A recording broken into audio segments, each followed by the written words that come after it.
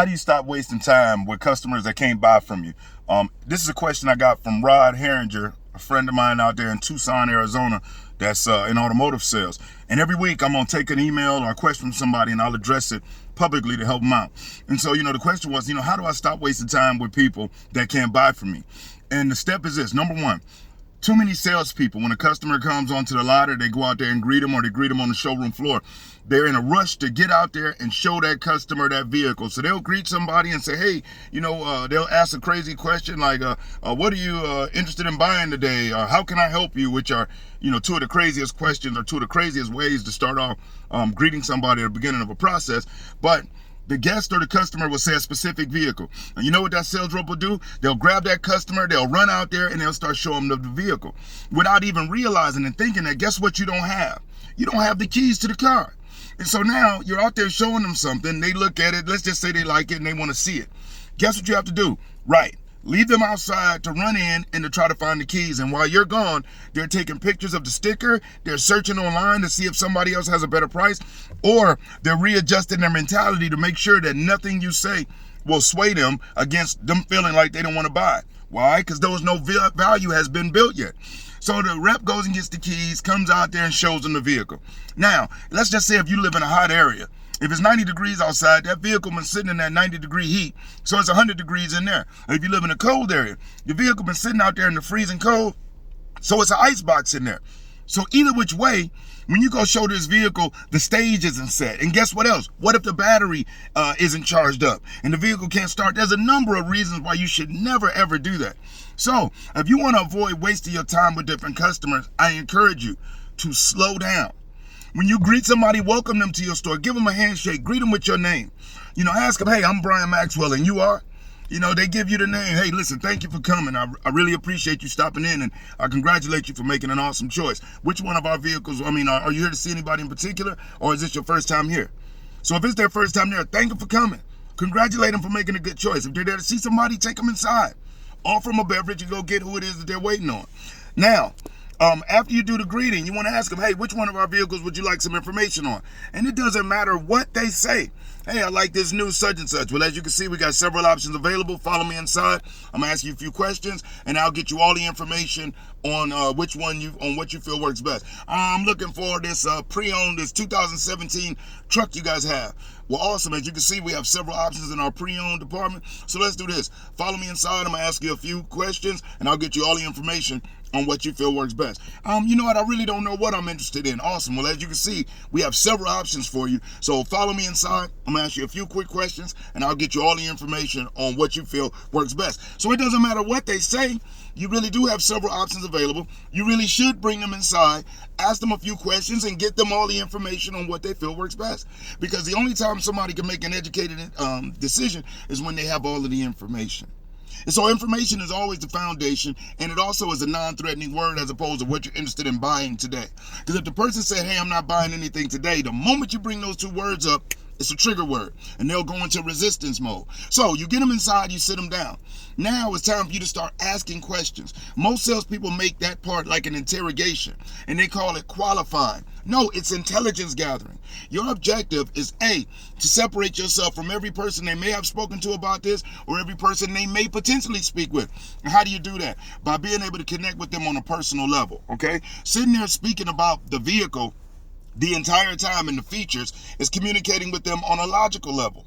But asking them personal questions, using your tonality to show them that you really care, and then speaking more about benefits than actual features is how you tap into a person's emotional level. And there's two different things going on. People are making a logical decision and an emotional decision. Even though people buy 90% based off emotion and back it up with 10% logic. Even though the 10% logic is such a small part, if it doesn't make sense logically, it can obliterate the 90% part. So you want to sit them down and ask the right questions. Now, while you're asking those questions, If you're failing to ask things like, who else gonna be driving? My girlfriend. Really, how long you been in a relationship? You guys got any kids? How old are your kids? Blah, blah, blah. You guys ever take trips in your vehicle? Blah, blah, blah. Do you use it for business or for personal use? Oh, really? What type of work do you do? How long you been doing that? Now, it may seem like it's just flim-flam questions, but it is really building a profile.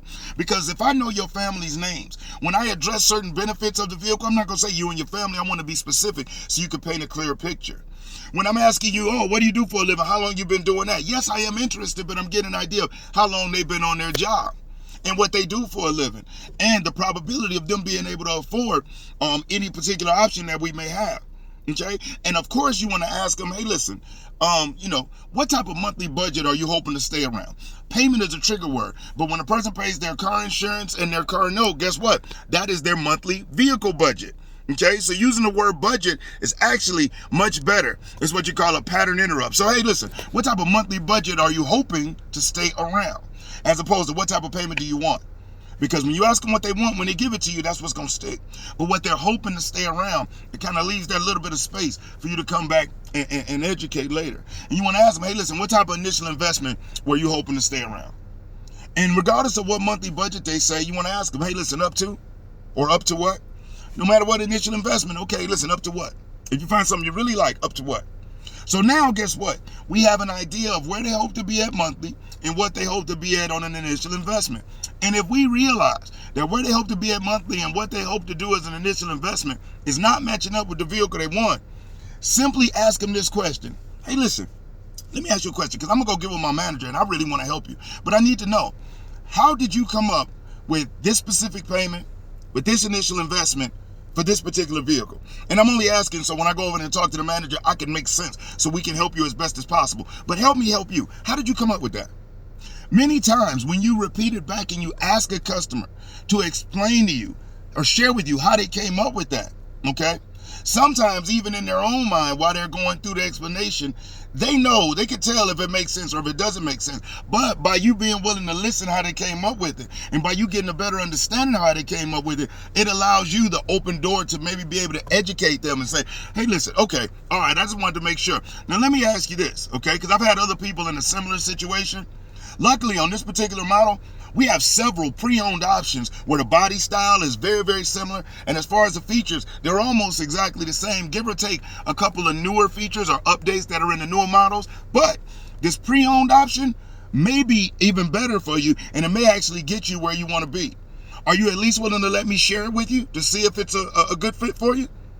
So now again, as opposed to just trying to ram it down their throat or calling it a used car, I asked their permission to open the door. And once they say yes, they'll be a lot more willing. But in order to waste your time, do better qualifying. Should I say intelligence gathering? Good salespeople practice what to say, great ones practice what to ask. So remember, learn how to use layered questions. So greet that customer, get them inside, sit them down. Don't be in such a rush to get out there, because until you break through that barrier and show them that you're a real person, really trying to help them, you're going to face an uphill battle, okay? You're going to face resistance. It's going to be there regardless. But the more that we can get a person to share with us about themselves, the more comfortable they'll feel with us. Notice what I said? I didn't say the more you share with them about you. The more a person tells you about themselves, the more comfortable they are. Why is your best friend your best friend? Because you can tell them your deepest secrets and they can keep it. Why is your spouse or your partner your spouse or your partner? Why? Because they know the most about you. They know your inner thoughts, your inner workings, and that makes them closer. So the more you can get a person to open up about the people, places, and things they love the most, when it's time to talk about that piece of plastic or metal, that's nothing. All right? So if you want to cut down on wasting time, be better at asking questions. Be more efficient, and you'll be more effective, all right? I really hope this helps you out. And just a quick note that today is November the 11th. Today at midnight, the Ultimate Online Automotive Sales Training Program, the $47 special offer, it is gone away, okay? The price will readjust back to $97. So if you're somebody that loved the videos and been wanting to get the program, I want you to be able to take advantage of it before it's too late. It's the 3.5 hours of the How to Dominate at the Dealership, audio, video, and the sales training manual. It's the online traffic search for Instagram, Snapchat, and other social media outlets. You have the How to Drive Facebook leads, which teaches you how to take your friends on Facebook, take the likes on your pages, and be able to drive them to your page or drive them to the dealership looking to buy from you. The 100 success tips, 10 videos of the 10 most powerful success methods used by power players in our business. Okay? You also gain access to the weekly coaching sessions with myself, where we spend an hour going in depth. And the cool thing is, if you missed a session, you'll be emailed the link to catch up. So click that link, take advantage of the offer before midnight tonight, and I look forward to seeing you at the dealership. Brian Maxwell, over and out, y'all.